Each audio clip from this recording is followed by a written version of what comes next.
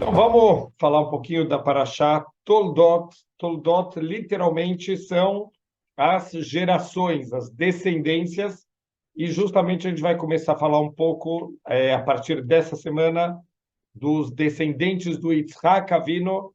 Vamos focar principalmente no Esav e no Yaakov Avino. A verdade é que se a gente voltar um pouquinho para o final da Parashá da semana passada, a Parashá Hayei Sará, a gente vai ver que também foi falado sobre as gerações de Ismael, mas foram alguns poucos versículos que falaram aqui sobre as gerações aqui de Ismael, e, na verdade, assim, só foi mencionado quem são os descendentes de Ismael, como se a Torá tivesse falando para a gente, olha, vai ficar feio não falar nada, vamos só mencionar quem são os descendentes do Ismael, mas sem dar uma atenção especial para eles, porque agora realmente a Torá vai dar uma atenção especial para o que é o principal, que são os descendentes dos nossos avós, Abraham, Isaac e Jacob. Então, assim, começa a falar sobre o Yitzhak. O Yitzhak, a gente sabe que ele se casou aos 40 anos e durante 20 anos ele não conseguia ter filho, ele já estava casado com a nossa matriarca Rivka, e durante 20 anos eles não podiam ter filhos. Por quê? Porque a gente sabe que todas as nossas matriarcas, elas não tinham filhos justamente porque Deus, ele quer as nossas tefilot. Está escrito que Deus, ele ama as tefilot dos tzadikim, então ele manda muitas vezes dificuldades só para a gente poder fazer as tefilot. Aqui é uma pergunta interessante, tem uma opinião da idade da Arifká quando ela se casou. Como a gente pode fazer as contas da idade da Arifká quando ela se casou, logo que terminou a Keidat Yitzhak? Então, vamos voltar aqui para duas parashiot atrás, finalzinho da Parashá Vayera, é a Parashá que acontece, que a Torá descreve para a gente a Keidat Yitzhak. No finalzinho da Keidat Yitzhak está escrito que Vayhi achari advarim haele, vayugad leAvraham lemor, ine yalda milka gamri banim lenachor achicha. Deus, ele revelou de forma profética para Abraham Avino que também o irmão dele, casado com a Milcá, que era sobrinha, que era a filha de Haran, eles tinham tido filhos, e um desses filhos chamava Betuel, e Betuel teve uma filha chamada Rivka. Então, naquele momento, logo depois da Keidat Yitzhak, Deus está revelando para Avraham Avinu o nascimento da Rivka. Então, se a gente fizer a conta, o Yitzhak Avinu, na época da Keidah, ele tinha 37 anos, e agora ele está com 40 anos quando ele está se casando. Significa que a Rivka tinha 3 anos, de acordo com uma das opiniões. Então, muita gente, quando escuta essa informação, fala, não, mas que absurdo, como alguém casou com uma menina de 3 anos? E a resposta é, as idades naquela época eram completamente diferentes, a maturidade das pessoas era completamente diferente. Está escrito que Abraham Avino, ele começou a buscar Deus a partir dos 3 anos de idade. Quer dizer, como que uma criança de 3 anos, a gente pegar hoje em dia uma criança de 3 anos, a única coisa que ela conhece é a chupeta e a mamadeira dela, como Abraham Avino, com 3 anos, buscou Deus no mundo. Estamos falando de uma época de uma maturidade completamente diferente. A gente sabe que existe uma queda das gerações, então, de geração em geração, vai ter uma queda espiritual, uma queda intelectual também.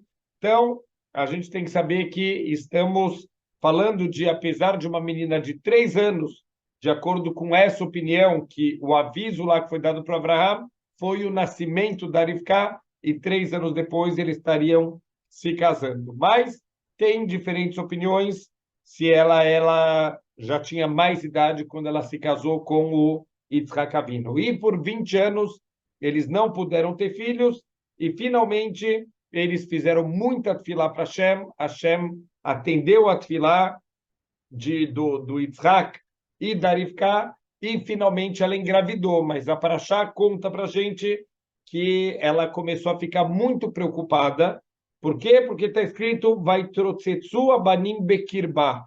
Os nenês estavam literalmente correndo dentro da barriga dela, estavam se movimentando muito.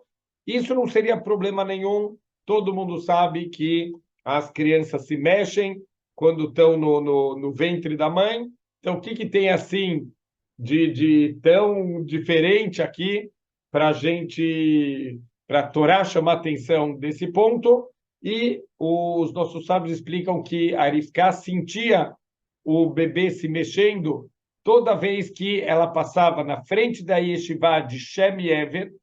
Então, quer dizer, um lugar de Torá, um lugar de espiritualidade, e também se movia quando passava num centro de Avodah Zará, num centro de idolatria.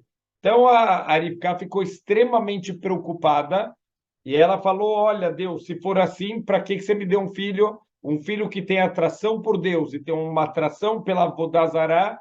Então, quer dizer, isso aqui é uma dor de cabeça gigantesca. O próprio Eliyahu Hanavi, ele junta todo o povo no Hara Carmel, e era uma época que o povo seguia Deus e seguia também uma idolatria chamada Baal. Então ele falou: olha, vocês precisam decidir, não dá para seguir Hashem e seguir o Baal. Me fala o que vocês preferem seguir. Se Deus está certo, segue só Deus. E se vocês acham que Baal está certo, então segue só Baal. E ele fez, na verdade, uma disputa na frente do povo inteiro para ver se era Deus que realmente tinha todo o poder ou se era o Baal. Juntou lá centenas de sacerdotes do Baal e eles gritaram o dia inteiro para o Baal mandar um fogo lá para acender a fogueira que eles tinham feito lá dos korbanot, dos sacrifícios, e obviamente que o Baal não apareceu. O Eliel Hanavi ainda foi irônico com ele, falou: olha, vai ver que o Baal ele deve estar usando o banheiro agora, ele deve estar ocupado, continuem gritando, talvez grita mais alto que ele não deve estar ouvindo, e quando Eliel Hanavi rezou para Hashem, veio um fogo lá do céu e acendeu lá aquela fogueira. Então, não dá para a gente ter aqui um filho que segue Hashem e um filho e esse filho também seguiu uma idolatria. Não dá para ele se mexer nas duas coisas. Ou você vai seguir Hashem, ou Deus os livre vai seguir o outro lado, mas não dá para seguir os dois. Então, ela foi se aconselhar na yeshiva de Shem e Ever. Eram profetas, o Shem, o filho do Noah, e o Ever é o bisneto do Noah. Então, eles foram lá se aconselhar e Hashem respondeu: olha, não se preocupa, na verdade, tem duas nações no teu ventre, tem dois povos que vão sair, e quando um se levanta, o outro desce. E como que termina? Só para a gente aqui começar o shiur com uma boa notícia: Verav e Avod sair. No final das contas, o mais velho ele vai acabar servindo o mais novo. Quem é o mais velho? O mais velho nasceu o Eisav, e depois nasceu o Yaakov Avinu. O Eisav, da onde vem o nome dele, Eisav, é de Assui, ele já nasceu pronto, está escrito que ele nasceu com pelos no corpo, ele nasceu com dentes, ele nasceu com cabelo, ele nasceu um homenzinho miniatura, ele já nasceu pronto para o mundo material, enquanto o Yaakov, por que o nome Yaakov? Porque ele estava segurando no calcanhar, no Ekev do irmão dele, do Esav. Por quê? Porque ele não queria deixar que o Esav ele fosse o primogênito. Qual o problema de alguém ser primogênito? Os primogênitos são os responsáveis espirituais do povo judeu. Se não fosse pelo bezerro de ouro, a verdade é que os primogênitos, eles que fariam todo o serviço do nosso Beit HaMikdash. Foi só no momento do bezerro de ouro que eles perderam esse mérito e o mérito passou para a tribo de Levi e depois para uma família dentro da tribo de Levi, que é a família do Aron HaKohen. Então, os Kohanim originais seriam os primogênitos. O Yaakov não queria permitir que o Esav ele fosse o primogênito, porque ele não queria permitir que o Esav ele tivesse esse direito, esse mérito aqui de fazer a avodá, de fazer os serviços do Beit HaMikdash, já que, infelizmente, o Esav, a gente sabe os caminhos tortos que ele escolheu na vida. Então, o ponto aqui que a gente precisa entender, uma pergunta óbvia, é como pode ser, a gente sabe que existe o conceito do livre-arbítrio, a gente não tem, a priori, nada que obrigue a gente a tomar uma decisão, e justamente esse é todo o motivo da criação do mundo material, dá para a gente a livre escolha, para eu poder fazer as escolhas corretas e poder ter mérito com isso. Quer dizer, Deus poderia ter me criado direto no Olam Abá, mas eu não ia ter o mérito de estar fazendo as escolhas corretas. Então, Deus deu para a gente o livre-arbítrio. Como pode ser que eu tenho o livre-arbítrio e dentro da barriga da mãe, um já quer ir para a idolatria e um quer ir para a casa de Hashem, para a Yeshiva, de Shem e Ever? Então, tem alguma coisa errada aqui no conceito do livre-arbítrio. Para responder isso, tem um detalhe aqui no começo da nossa paraxá, quando está falando aqui do Eile Toldot Yitzhak, Veile Toldot Yitzhak, e essas são as gerações, as descendências do Yitzhak, Ben Abraham, o filho de Abraham Avino, Abraham olidet Yitzhak, Abraham ele deu à luz a Yitzhak, Vaihi Yitzhak ben Arbaim Shana bekarto et Rivka, o Yitzhak ele tinha 40 anos quando ele se casou com a Rivka.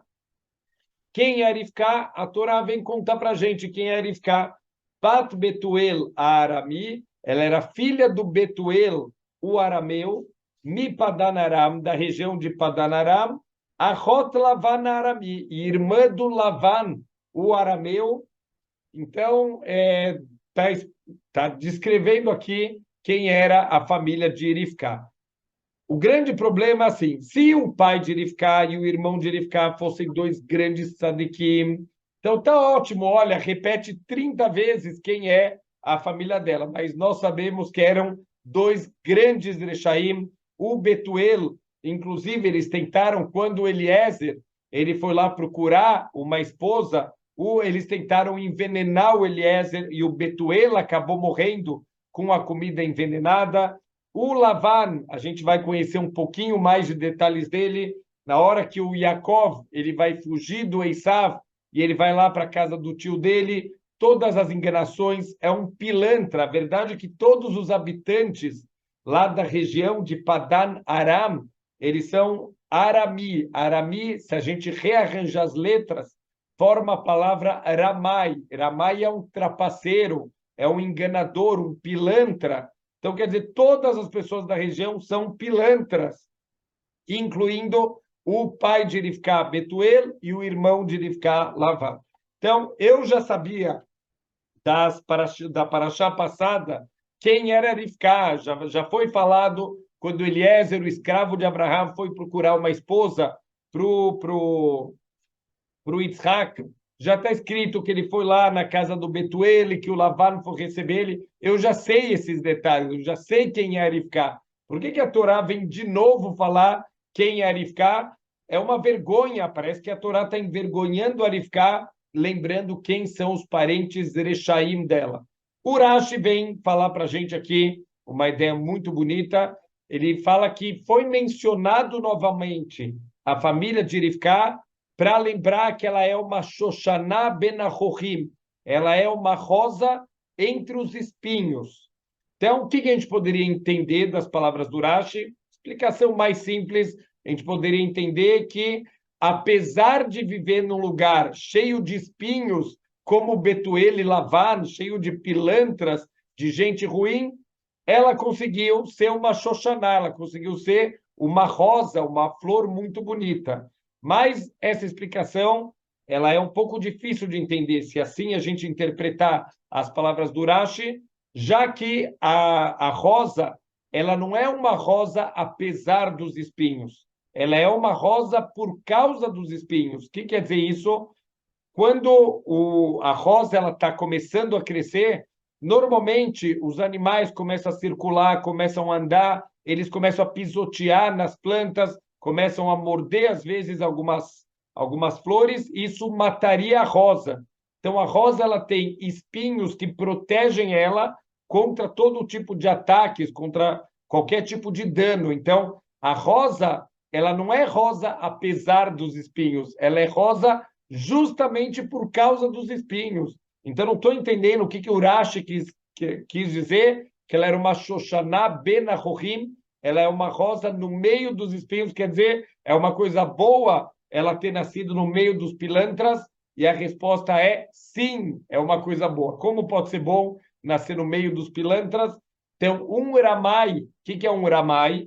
Ramai, ele não é um ladrão, um pilantra, ele não é uma pessoa que sai de mão armada assaltando na rua, levando celulares, não é uma pessoa que anda de moto arrancando o celular de quem está falando no meio da rua. Isso é um ladrão, é um gaslan, um ganav.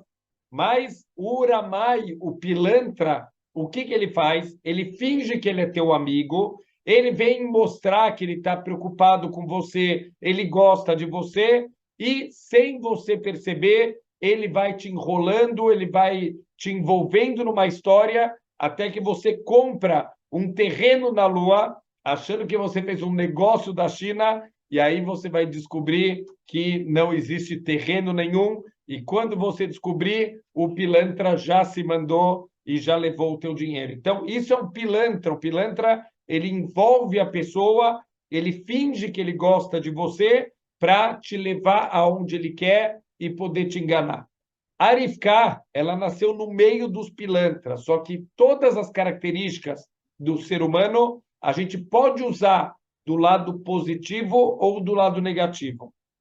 Tem um livro muito interessante, a gente já fez muitas aulas sobre esse livro, a verdade é que a gente conseguiu terminar todo o livro chamado Orchot Tzadikim, tem as aulas gravadas para quem quiser assistir. O livro Orchot Tzadikim, ele pega todos os traços de caráter do ser humano, que normalmente ele vai trazendo em pares. Então, ele fala, por exemplo, ele começa falando sobre o orgulho, e logo em seguida ele traz o seu par oposto, que seria a anavá, a humildade. E assim ele vai trazendo todas as características, os traços de caráter do ser humano, e normalmente em pares, mostrando os dois lados. Só que uma das características principais desse livro, ele mostra que mesmo as melhores características, como a humildade, ela tem o lado negativo. E mesmo as piores características, como o orgulho, ele tem o seu lado positivo. Então, as midot, os traços de caráter do ser humano, eles não são absolutamente boas ou ruins. Tem certas características que elas têm uma tendência maior de serem boas, tem algumas características que têm uma tendência maior de serem ruins, mas, em última instância, eu tenho livre-arbítrio para poder canalizar para um lado ou para o outro. Os habitantes lá de Padan Aram, eles resolveram que eles vão canalizar essa característica deles, da malandragem, eles vão canalizar para o mal. Mas a Rivka, ela decidiu que ela quer canalizar, ela quer usar isso do lado positivo, ela quer usar para uma coisa boa. Como que a gente pode usar aqui para uma coisa boa a malandragem? Então, como a gente explicou, a Ramaut é tentar entrar na cabeça da outra pessoa, entender a outra pessoa completamente, de maneira que você sabe o que, que ela gosta, o que, que ela não gosta, como falar com ela. Você aprende a quase manipular essa pessoa para poder trazer ela para onde você quer. A Rivka, ela usou essa característica para fazer bondade, ela entendia a cabeça das pessoas para quando ela vai exercer a bondade, ela fazer da melhor forma possível, o mais completo, dá para a pessoa exatamente o que ela precisava. Ela canalizou esse traço de caráter para coisas boas. Se a gente parar para prestar atenção aqui, também as nossas outras duas matriarcas, que são a Arahel e a Leá, também vieram de Padan Aram, também são filhas de Lavan, também chegaram nesse nível de Hesed, de bondade tão grande, justamente porque nasceram numa região de pilantras e elas usaram essa característica para uma coisa boa.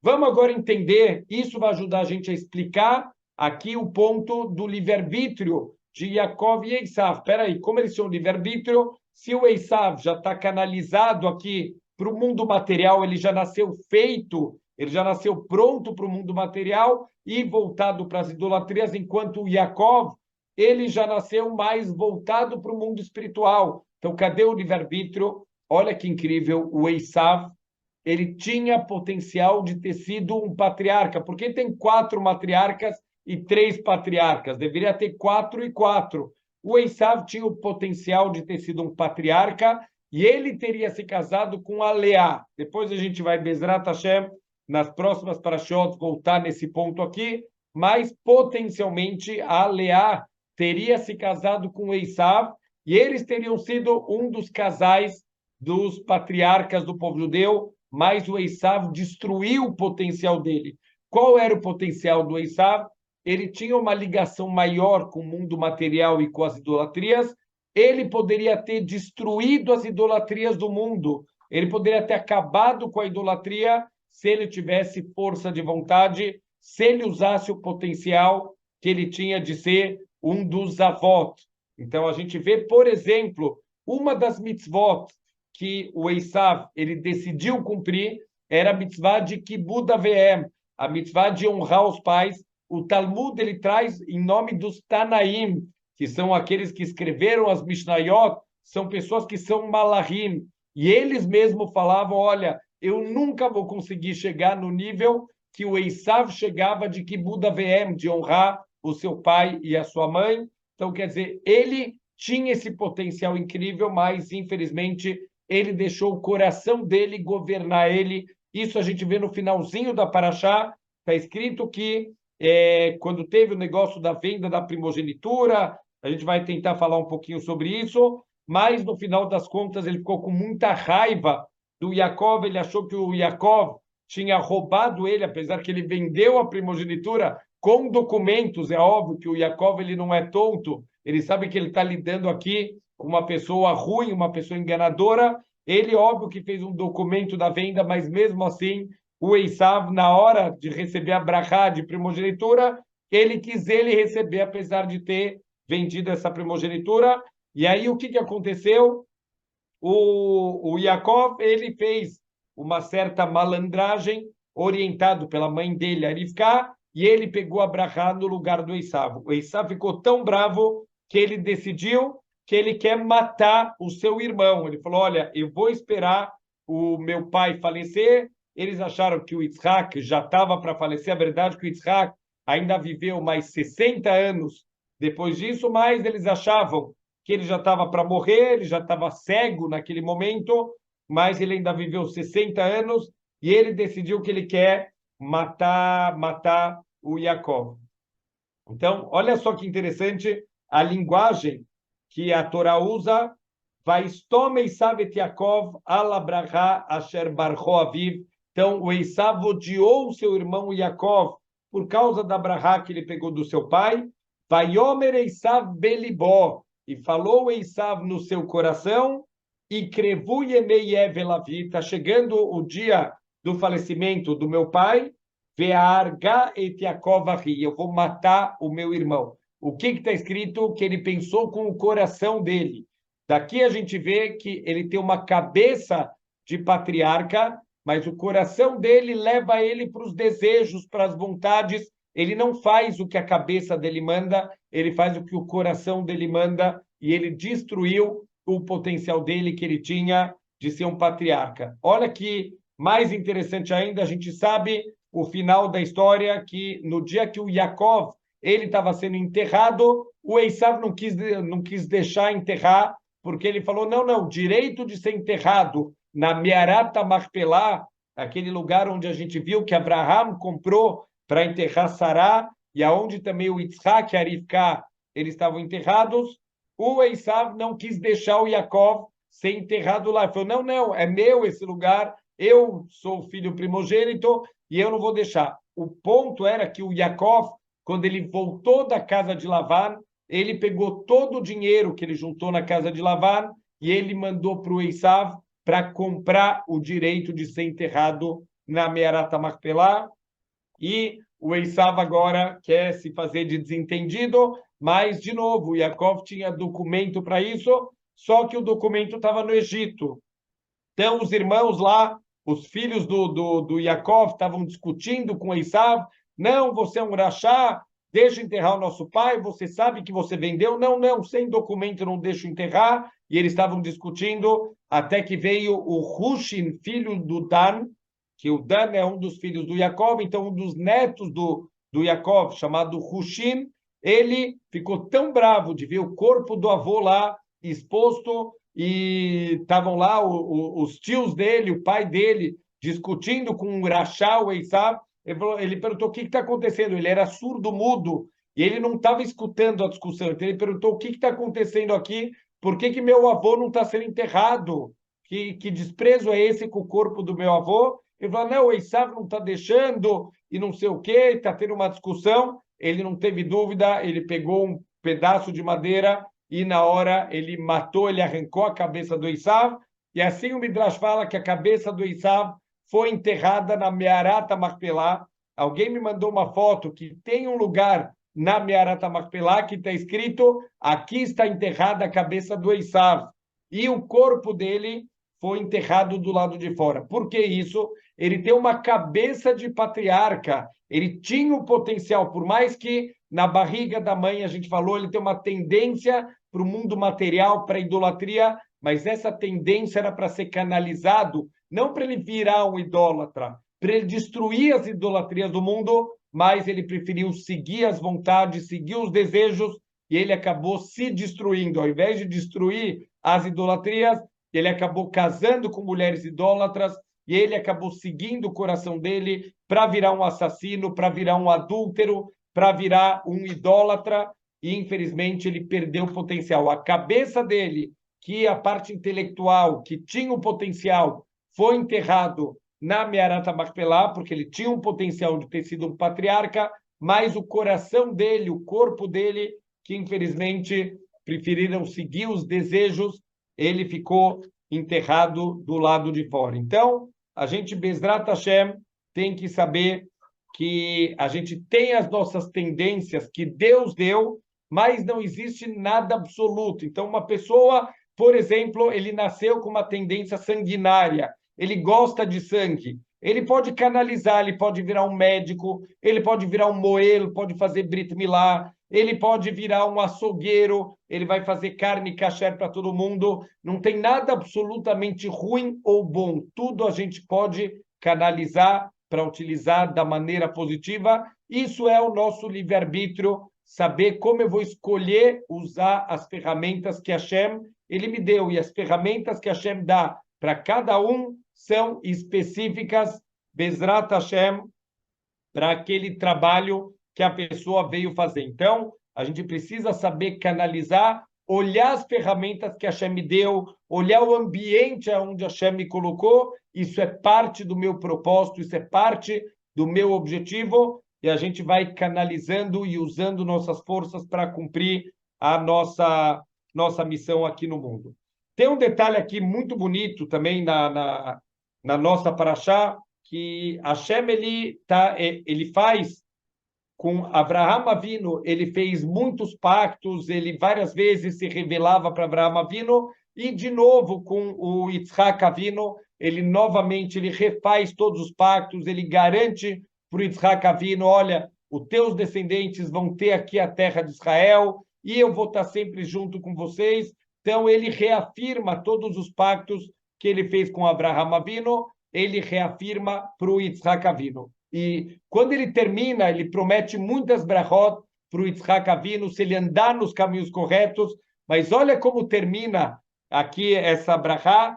Eikev asher shama Avraham bekoli, pois o Avraham, ele escutou a minha voz, vaishmor mishmarti, ele cuidou aqui dos meus decretos, mitzvotai, chokotai, vetorotai, e ele cuidou das minhas mitzvot, das minhas leis e da minha Torá. Então, quer dizer, o Avraham Avinu, já que ele seguiu nos meus caminhos, e eu já prometi para ele e para os descendentes dele, então, pelo mérito do teu pai, você também vai ter muita bracha na tua vida, se você continuar nos caminhos do teu pai. Então, assim Hashem, ele fala para o Yitzhak Avinu.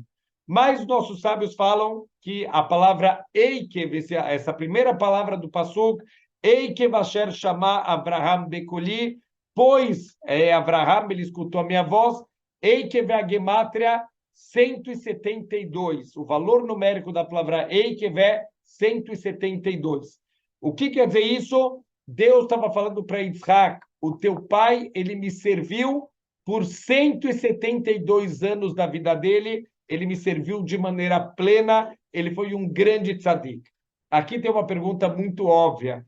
Abraham, ele deveria ter vivido 180 anos. Na verdade, Deus encurtou a vida de Abraham Avinu em 5 anos, porque, vamos ver aqui na história o que está acontecendo quando o Yaakov e o Esav eram pequenos, o Urashi fala que não dava para distinguir que um vai ser um tzadik e um vai ser um rachá. Nos atos deles ainda não dava para perceber realmente que o Esav vai para um caminho ruim e o Yaakov, Baruch Hashem, vai para um caminho bom. Só que, quando eles fizeram 13 anos, e assim o Passuco fala que quando eles cresceram,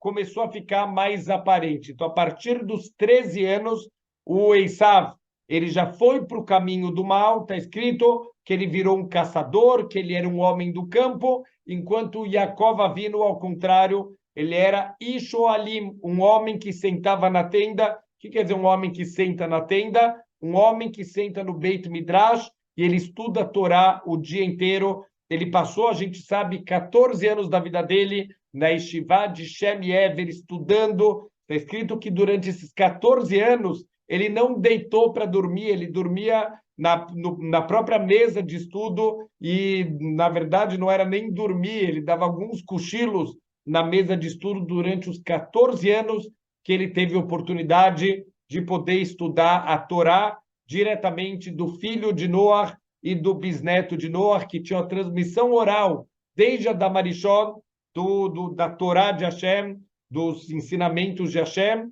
Então, o Yaakov, ele, naquele momento, já decidiu que ele quer ser um Ish Oalim, um homem dedicado para o estudo da Torá, e o Esav, ele decidiu que ele quer ser um homem do campo, um caçador. Urashi fala que quer dizer um caçador de pessoas, ele enganava pessoas, ele resolveu ser um pilantra, ele resolveu ir para os caminhos da idolatria, do assassinato, e infelizmente ele escolheu os caminhos ruins da vida. Só que o que acontece? Com 13 anos começou essa bifurcação, cada um foi para um lado diferente. Com 15 anos, o Esav chegou no auge da sua maldade. Quer dizer, está escrito que no mesmo dia ele negou Deus, ele negou a ressurreição dos mortos, ele cometeu adultério, cometeu assassinato. No mesmo dia, ele cometeu 5 transgressões gravíssimas e ele desprezou a primogenitura dele. Tudo no mesmo dia, quando eles tinham 15 anos. Se a gente fizer as contas aqui na cronologia, então, quando eles tinham 15 anos, o Abraham, ele teve filho com 100 anos. Então, vamos fazer a conta. Se Abraham teve o filho dele com 100 anos, que era o Yitzhak, e o Yitzhak teve filho com 60 anos, então, quando o Esav e Yaakov nasceram, o Abraham já tinha 160 anos.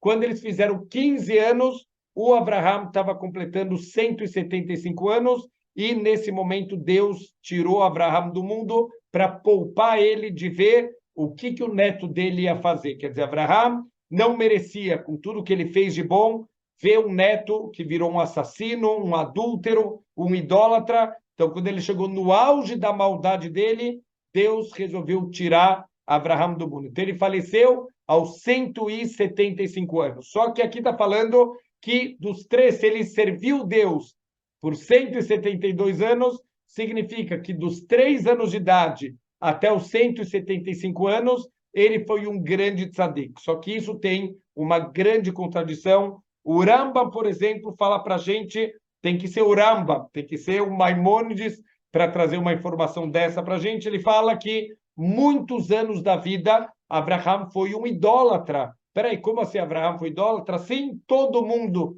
da geração dele era idólatra. O pai de Abraham Avinu não só era um idólatra, ele tinha uma loja de idolatria, ele fabricava as idolatrias para vender para as pessoas, e ele nasceu nesse ambiente, quer dizer, ele não foi mandado aos 3 anos de idade para estudar no Heider Ele não foi aos 7 anos de idade educado a estudar Rumash, estudar Mishnah, estudar Guemará. Ao contrário, ele nasceu num mundo de idolatria. Ele não tem ninguém para ensinar para ele os caminhos de Deus. Então, a partir dos 3 anos de idade, Abraham Avinu, ele começa a procurar Deus no mundo e os nossos sábios falam que ele levou mais de 40 anos para encontrar Deus no mundo. Quer dizer, durante todos esses anos, ele está buscando Deus, mas ele ainda não se desconectou completamente das idolatrias. Só quando ele entendeu Deus na plenitude, aí sim ele vai seguir os caminhos de Deus. Então, como pode ser que está escrito aqui, Eikev, Gemátria 172, que 172 anos da vida, a partir dos 3 anos de idade, Abraham já serviu Deus com toda a sua força. Então, fala o Rav Yohanan Zweig, que uma pessoa que ele é chamado um Baal Teshuvah. O que é um Baal Teshuvah? Uma pessoa que estava afastado de Deus e resolveu se aproximar, resolveu se conectar. Ele é mais querido para Deus do que um tzadik gamur, do que alguém que sempre foi tzadik a vida inteira. E uma das provas disso, os nossos sábios falam que Bamakom Shebalei Teshuvah Umdim, no lugar do Olam Haba, que está guardado para os Balei Teshuvah, em tzadikim gmurim mecholim lamod. Mesmo os tzadikim, desde pequenininhos, não podem entrar lá. Ó, aqui é o lugar especial para os Balei Teshuvah, as pessoas que estavam longe de Deus e resolveram se aproximar dele. Aqui é o lugar especial no Gan Eden das pessoas mais queridas para mim. E mais um passuco do profeta Yeshayahu, está escrito Shalom, Shalom, lerachok ulekarov. Olha só, Deus está dando como se boas-vindas para o distante e para o próximo. Quem é o distante? O Baal Teshuvah. O Baal Teshuvah vem antes do Karov, quer dizer, ele era distante e agora ele é mais próximo. E o fato dele ter sido distante deixa ele ainda mais perto de Deus e faz com que ele seja ainda mais querido por Hashem. Então, o Talmud, ele fala para a gente que uma pessoa que ele fez teshuvah, todos os erros dele se transformam em mitzvot. Se ele fez teshuvah principalmente por amor, se ele fez teshuvah por medo, ele está com medo do castigo, ele escutou numa aula, tudo que acontece quando a gente faz averot, os castigos nesse mundo, os castigos espirituais, ele está com tanto medo que ele fala, não, a partir de agora, então, eu vou andar nos caminhos corretos, ele limpa todas as transgressões que ele fez na vida. Mas se ele faz teshuvah por amor, ele entende que esse mundo tem um Criador, e esse Criador, ele só te manda coisas boas, e ele faz milagres, ele cuida da gente, ele manda comida, ele manda o dinheiro que a gente precisa, ele manda todas as coisas para poder ajudar a gente a cumprir a nossa missão. Ele preparou para a gente um mundo vindouro onde a gente vai poder usufruir de tudo que a gente construiu a vida inteira. Uau! Se tem um Deus tão bondoso, eu preciso me conectar com ele. Aquele que se conecta com Deus por amor e não por medo, ele transforma todas as transgressões que ele fez na vida em mitzvot. Então, é esse o nível de Abraham Avinu. Ele é talvez o primeiro grande Baal Teshuvah da história. Ele estava no caminho da idolatria, ele estava não por escolha dele, assim ele nasceu, como a grande maioria dos Balei Teshuvah, que infelizmente nasceram em casas muito desconectadas de Torá, de mitzvot, mas eles se levantaram, eles decidiram, eles querem viver uma vida de Torá e mitzvot. Hashem fala, Shalom, Shalom, lerachok lekarov. Bem-vindos aos que eram distantes e estão próximos, e aos que já eram próximos. Na frente, os que eram distantes e agora estão próximos, e só depois aqueles que sempre foram próximos de Hashem. Então, a gente, Baruch Hashem, muitas vezes tem testes na vida, tem dificuldades, e tudo isso vai dando mérito para a gente se conectar ainda mais com o Criador do mundo. Deus, ele ama aquele que estava longe, que teve suas dificuldades, mas que escolheu, que ele quer servir a Hashem e ele quer andar nos caminhos corretos da vida. Vamos ver aqui mais um detalhe muito, muito interessante, muito importante para esse momento que a gente está passando, de guerra, de dificuldades, de sofrimentos. A verdade é que a gente falou que o Yitzhak Avinu, ele já estava cego. Tem aqui algumas opiniões por que ele ficou cego. Está escrito uma opinião que durante a Keidat Yitzhak, quando ele estava lá, deitado no altar para ser sacrificado pelo próprio pai, Deus falou para Abraão Avinu, pega o teu filho e coloca ele sobre o altar. Em nenhum momento Deus pediu para sacrificar o Yitzhak, mas ele queria testar se Abraham ia cumprir exatamente o que ele pediu. E Abraham, ele não teve dúvida nenhuma, ele foi lá e madrugou no dia seguinte, já foi levar o seu filho para ser sacrificado, colocou o Yitzhak sobre o altar, e está escrito que a lágrima de um anjo caiu nos olhos de Yitzhak no momento da Keidah, e isso acabou causando que ele ficasse cego. E uma outra opinião, o Yitzhak, olha que interessante, ele passou basicamente pelos mesmos testes que o pai dele, Abraham Avinu, passou. Esse é um conceito de Masoret Avot, no caminho que os pais seguem, os filhos também devem seguir, apesar que Abraham e Yitzhak, eles tinham características bem diferentes, quer dizer, os caminhos, existe uma Masoret, mas não anule sua individualidade, não anule as características que Deus te deu especiais, porque cada um vai fazer um trabalho de maneira diferente. Os nossos avós, os nossos patriarcas, cada um se conectou com Hashem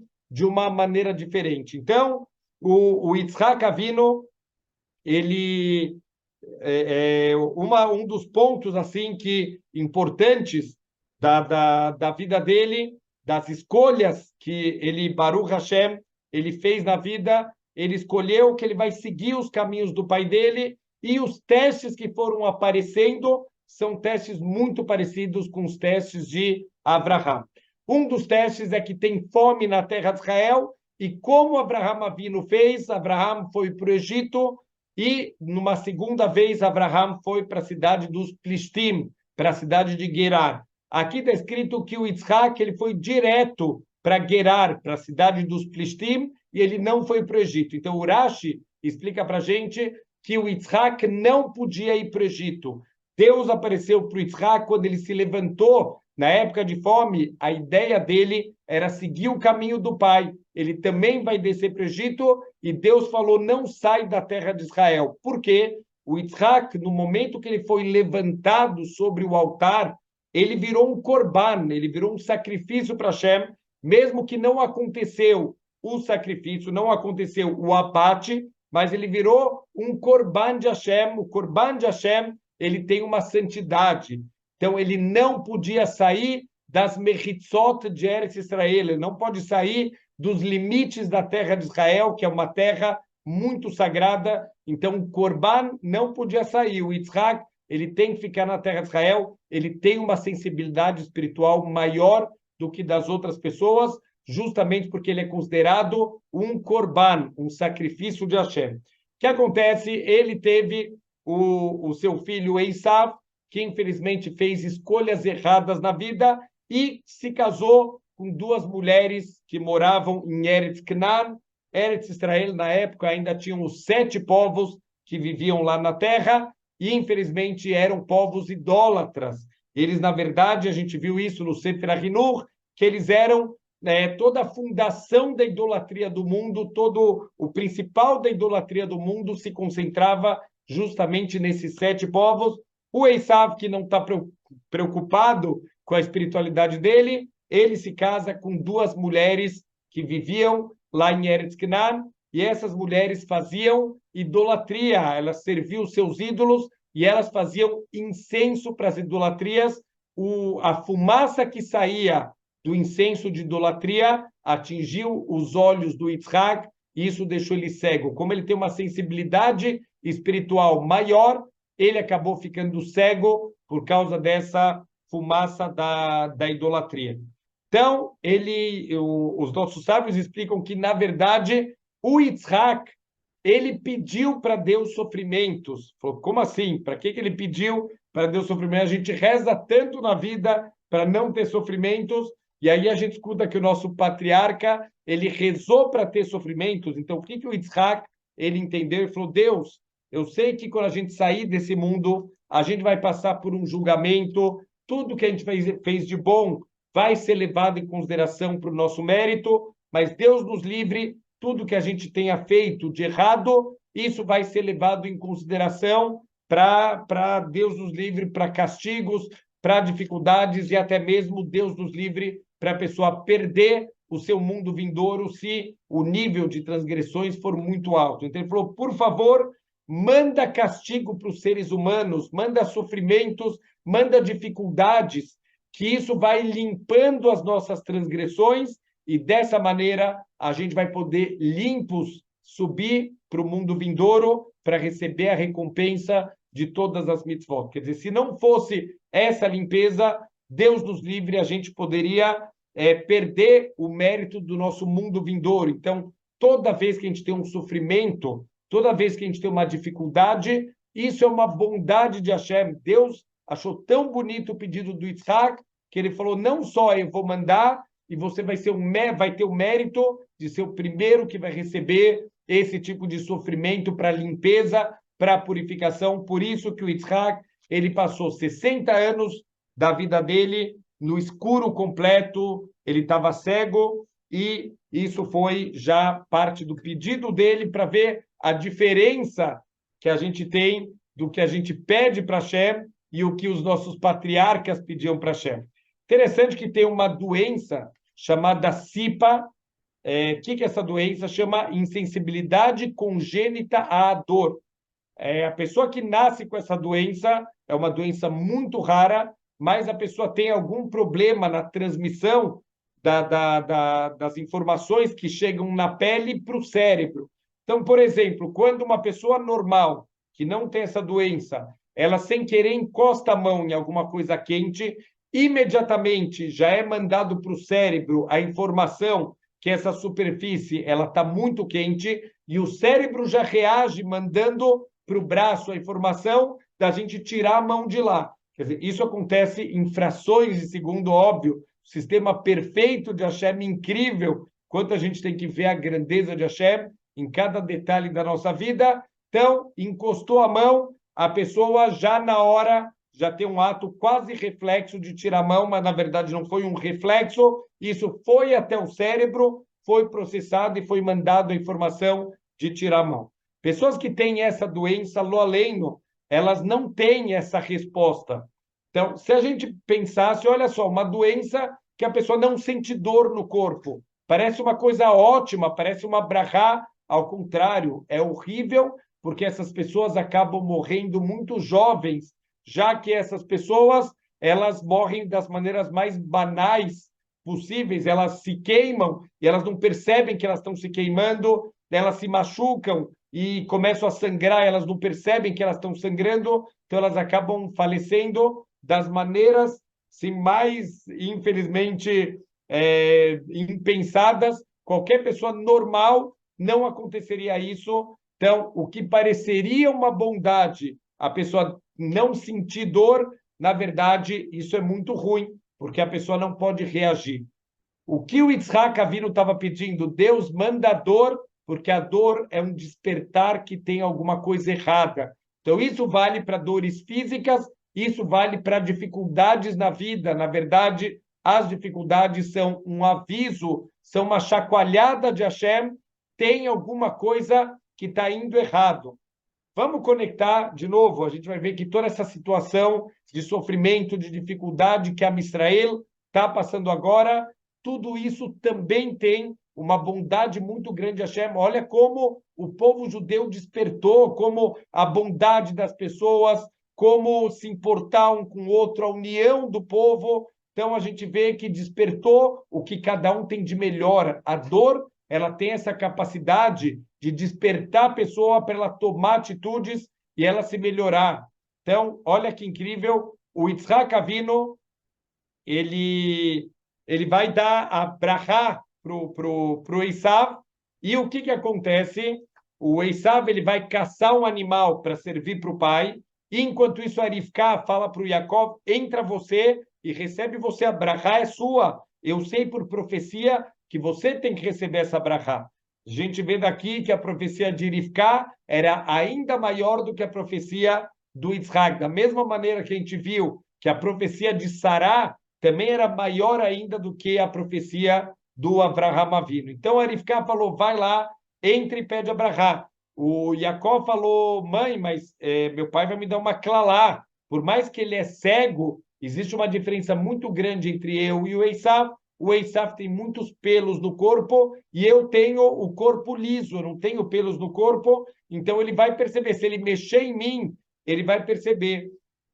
A mãe fala, não se preocupa, eu vou colocar no teu braço do animal que você vai trazer. Você vai me trazer uma cabra para eu cozinhar para o teu pai e eu vou pegar do pelo dessa cabra e eu vou te fazer como se fosse uma roupa e você vai colocar nos teus braços e no teu pescoço e assim, se o teu pai mexer em você, ele vai achar que é o Esav. E dito e feito, o Yaakov entrou, o pai começou a estranhar a gentileza do Yaakov, por mais que o Esav ele fazia kibbutz avim, ele honrava muito o pai, mas ele era uma pessoa mais grosseira por natureza e o Yaakov é uma pessoa mais refinada.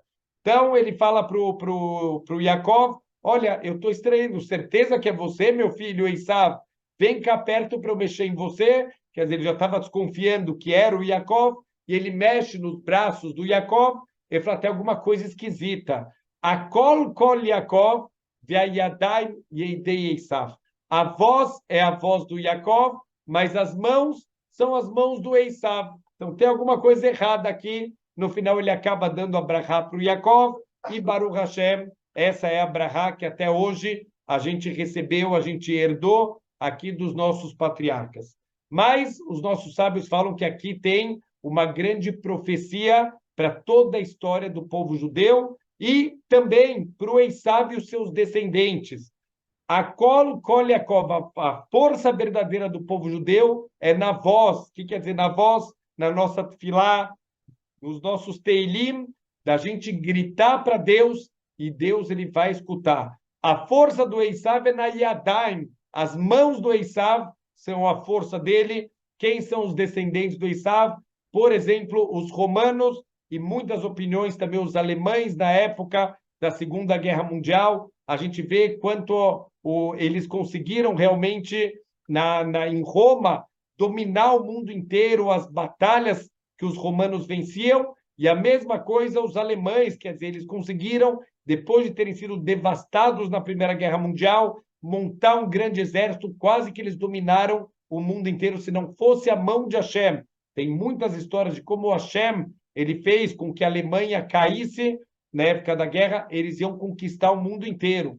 Então, a gente tem que saber, a força do Esav está na guerra, não é a nossa força na guerra. A nossa força verdadeira, ela está na tefilá, a nossa força verdadeira está a gente gritar para Hashem, a gente fazer os nossos teilim, e Bezrat Hashem, todas essas dificuldades, todos esses sofrimentos estão despertando a gente para a gente tirar de dentro de nós o que a gente tem de melhor. Quer dizer, Baruch Hashem, que a gente não tem essa doença da insensibilidade à dor. A dor, ela desperta na gente um despertar às coisas positivas, que a gente possa levantar nossa voz para Hashem, a gente possa pedir para que Bezrat Hashem possa vir o Mashiach e a gente possa terminar todos esses sofrimentos tão difíceis que a gente está passando.